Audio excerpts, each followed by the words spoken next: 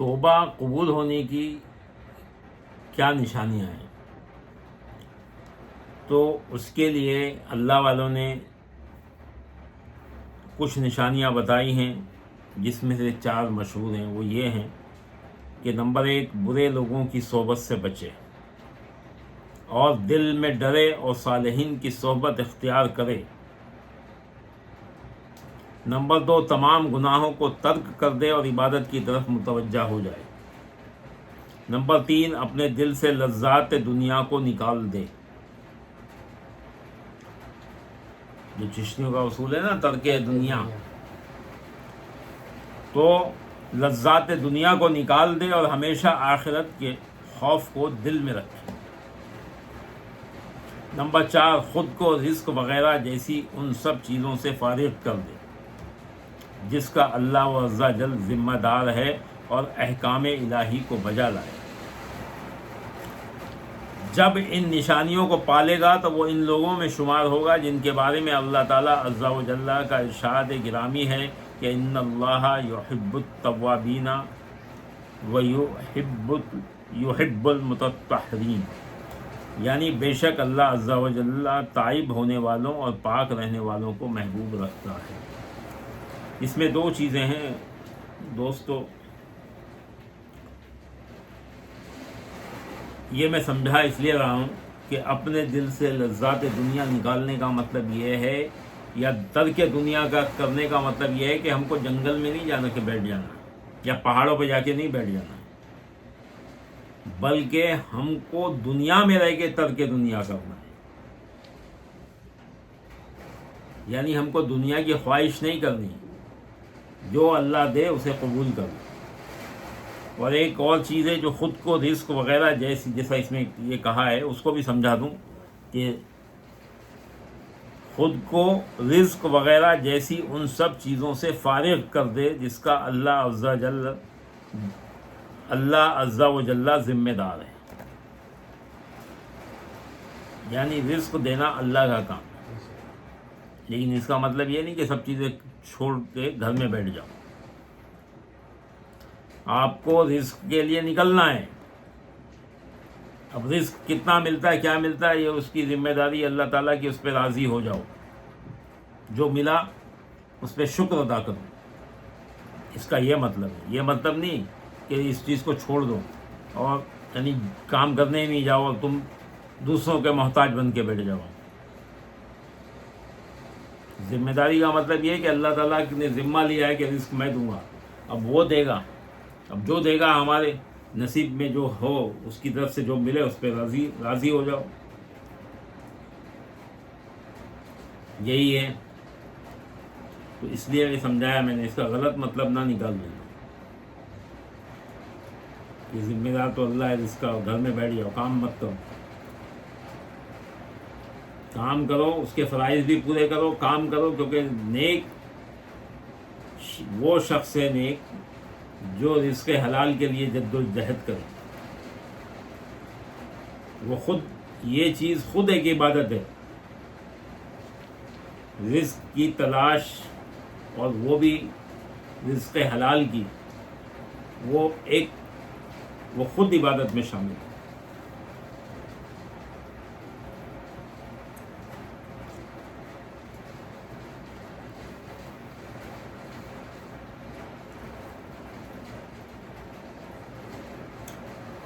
دوسرا، بزرگ فرماتے ہیں کہ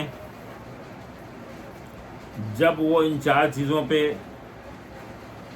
کوشش کرے گا، یعنی برے لوگوں کی صحبت سے بچے گا اور دل میں گناہوں سے ڈرے گا اور صالحین کی صحبت اختیار کرے گا، نیک لوگوں کی، اور تمام گناہوں کو ترک کر دے گا اور عبادت کی طرف متوجہ ہو جائے گا، اپنے دل سے دنیا کی لذات یعنی خواہشات دنیا کو چھوڑ دے گا، اور جو اللہ تعالیٰ دے گا اس پہ راضی ہو جائے گا، تو اس کو 4 انعام ملیں گے۔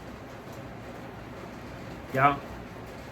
یہ کہ لوگ اس سے محبت کریں گے، کیونکہ اللہ تعالیٰ عز و جل اس سے محبت فرماتا ہے۔ اولیاء کرام کے پاس لوگ کیوں جاتے ہیں؟ اس لیے جاتے ہیں کہ اللہ تعالیٰ ان سے محبت کرتا ہے، اولیاء کرام سے، تو اللہ تعالیٰ جو ہے اللہ کے بندے بھی اس سے محبت کرنے لگتے ہیں۔ نمبر 2، ہمیشہ یہ دعا کریں کہ اللہ تعالیٰ اس کی توبہ پر ثابت قدم، اللہ تعالیٰ اس کو توبہ پر ثابت قدم رکھے، یعنی جو توبہ کیے گناہوں سے اللہ تعالیٰ ہمیں ہمیشہ اس پہ ثابت کرے۔ اور نمبر 3، اسے سابقہ گناہوں پر نادم شرمندہ نہ کریں۔ نمبر 4، اللہ تعالیٰ کے حضور بیٹھ کر اس کا ذکر کریں اور بھلائی کے امور میں معاونت کریں۔ ایسے شخص کو اللہ تعالیٰ عز و جل 4 نعمتوں سے نوازے گا۔ یعنی جو شخص اس طرح سے توبہ کر کے بیٹھ جائے تو اس کو اللہ تعالیٰ ایک تو یہ انعام دے گا کہ لوگ اس سے محبت کریں گے، دوسرا اس کو یہ انعام ملے گا کہ لوگ اس کے لیے دعا کریں گے کہ ثابت قدم رہیں، اور اس کو سابقہ گناہوں پہ شرمندہ بھی نہیں کریں گے، اور اس کے لیے لوگ دعا کریں گے کہ اللہ تعالیٰ اسے بھلائی کے کام میں لگائے۔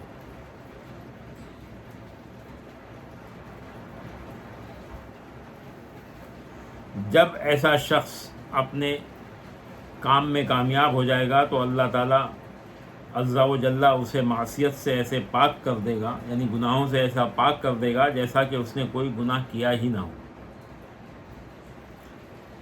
نمبر 2، اللہ تعالیٰ عز و جل اس سے محبت فرمائے گا۔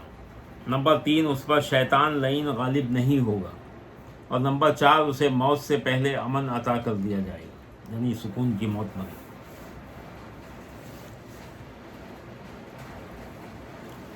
سکون کی موت کیا ہوتی ہے؟ جب موت کا وقت ہوتا ہے، موت ہونے تک کوئی بھی آدمی یہ نہیں کہہ سکتا ہے کہ میرا خاتمہ بالخیر ایمان پر ہوگا۔ دعا مانگ سکتا ہے لیکن اپنے بارے میں کوئی یہ گارنٹی نہیں دے سکتا ہے جب تک کہ خاتمہ ایمان پر نہ ہو جائے۔ ہم اہل طریقت لوگ اسی لیے مناتے ہیں کہ خاتمہ بالخیر ایمان پر ہو گیا تو اب یہ خوشی کی بات ہے، اس کے لیے اس کی خوشی مناتے ہیں۔ تو وہ کب معلوم پڑتا ہے؟ وہ جب معلوم پڑتا ہے جب فرشتے آ جاتے ہیں لے جانے کے لیے، تو معلوم پڑ جاتا ہے کہ کون سے فرشتے آئے ہیں، جنت والے آئے یا دوزخ والے آئے۔ اسی کو قرآن کہہ رہا ہے کہ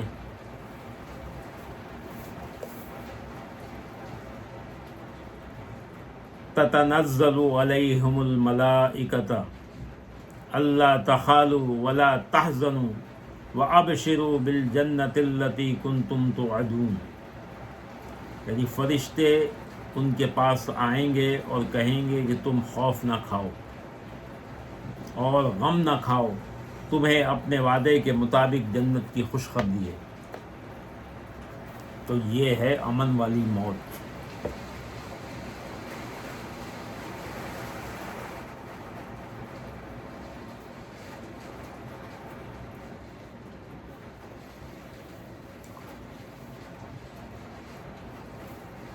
ایک روایت ہے کہ کسی کو گناہوں پہ شرمندہ نہیں کرنا چاہیے۔ اگر کوئی گناہ کر لیا ہے اور تو اس نے توبہ کر لی تو پھر اس کو بار بار وہ گناہ اس کو یاد نہیں دلانا چاہیے۔ جیسے ہمارے یہاں کہتے ہیں ارے جہاں تو پہلے ایسا تھا، کہتے ہیں نا کہ بھائی ہم نے دیکھا ابھی بڑے پالسا بن رہے ہو، پہلے تو تم ایسے گناہ گار تھے۔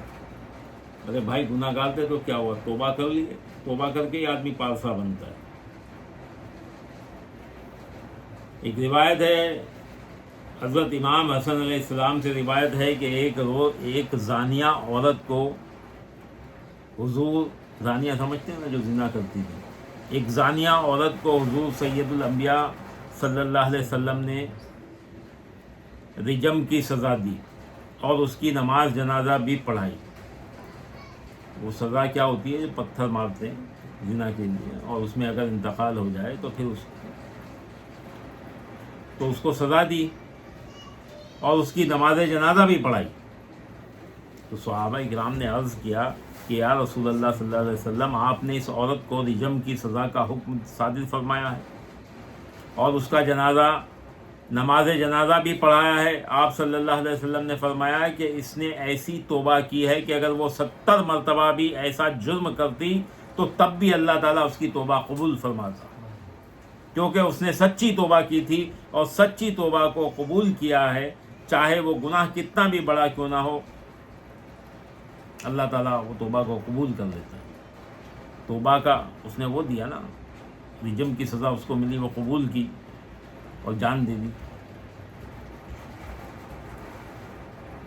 زمین میں گاڑ کے پتھر مارتے نا، وہ سزا ہے.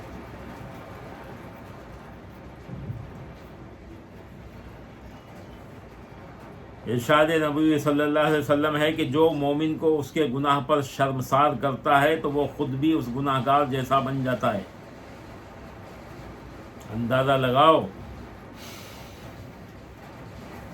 ہم بڑی آسانی کے ساتھ کہہ دیتے ہیں کہ یہ تو گناہ گار ہیں، یہ تو فلانا ہے، یہ تو یہ ہے، وہ تو وہ ہے.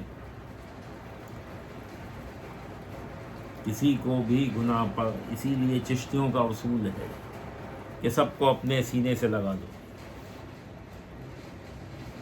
لگاتے نا اپن سب کو، ہمارے یہاں کوئی پابندی نہیں ہے.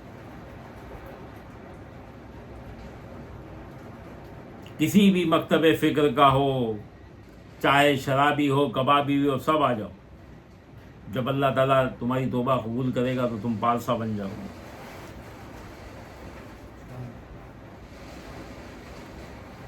اس لیے سرکار نے فرمایا کہ جو مومن کو اس کے گناہ پر شرمسار کرتا ہے تو وہ خود بھی اس گناہ گار جیسا بن جاتا ہے، اور یہ حق ہے کہ اللہ تعالیٰ اس کو اسی گناہ میں مبتلا کرے گا.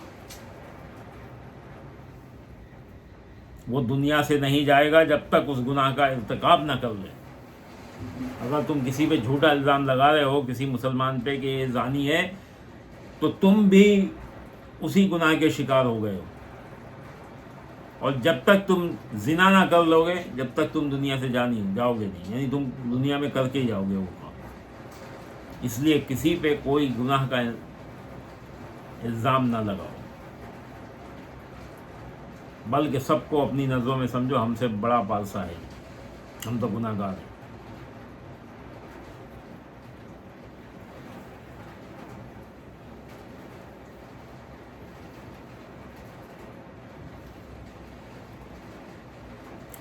حضرت فقی ابو اللہ سمرقندی فرماتے ہیں کہ مومن نہ قصداً گناہ کرتا ہے اور نہ ہی عملاً وہ ایسا چاہتا ہے، کیونکہ ارشاد باری تعالیٰ ہے کہ تمہیں کفر و فسوق اور گناہوں سے کراہیت حاصل ہو گئی ہے. آپ کو معلوم ہے مومن کون ہے؟ عام طور سے لوگ سمجھتے ہیں کہ مسلمانوں کو ہی مومن کہتے ہیں. مومن اس کو کہا جاتا ہے، اہل طریقت مومن اس کو کہتے ہیں جو گناہوں سے توبہ کر لیا. وہ مسلمان جو گناہوں سے توبہ کر لیا ہو اور جس کے دل میں اہل بیت کا عشق بھرا پڑا ہو. جب اہل بیت کے عشق میں فنا ہوتا ہے تب مومن بنتا ہے.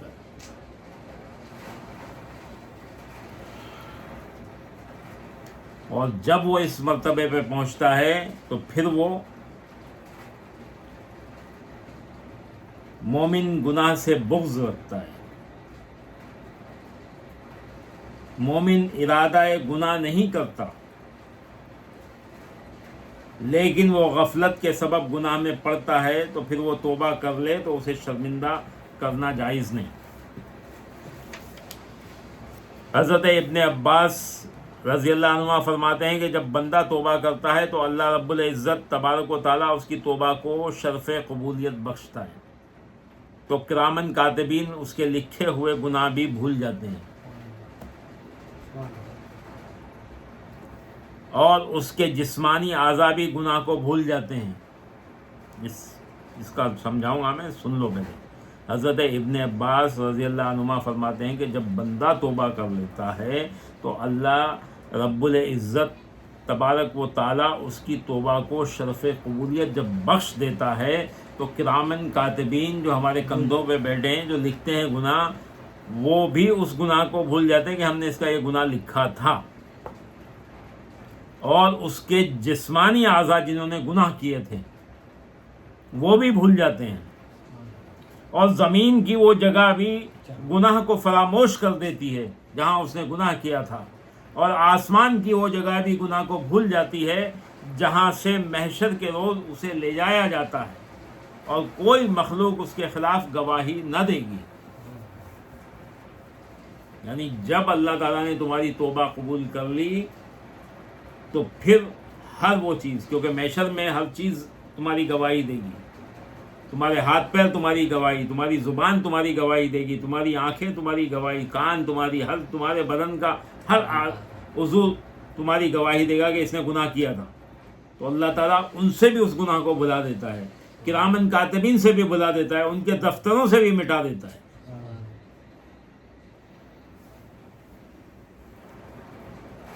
کیا انعام ہے میرے مولا کا۔ حضرت علی المرتضیٰ علیہ السلام سے روایت ہے کہ حضور سید الانبیاء خواجہ ہر دوسرا صلی اللہ علیہ وسلم نے فرمایا کہ عرش کے ارد گرد مخلوق کی پیدائش سے 4000 سال قبل یہ تحریر کر دیا گیا کہ وَإِنِّي لَغَفَّارٌ لِمَن تَابَ وَآمَنَ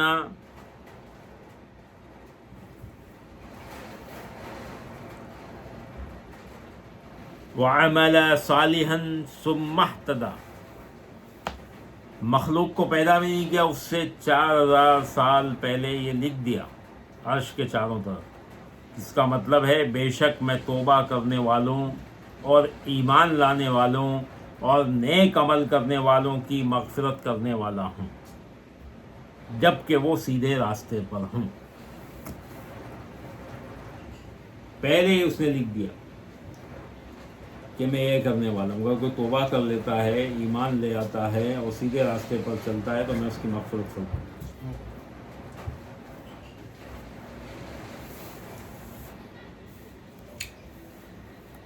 چلیں آج کے لیے اتنا کافی ہے۔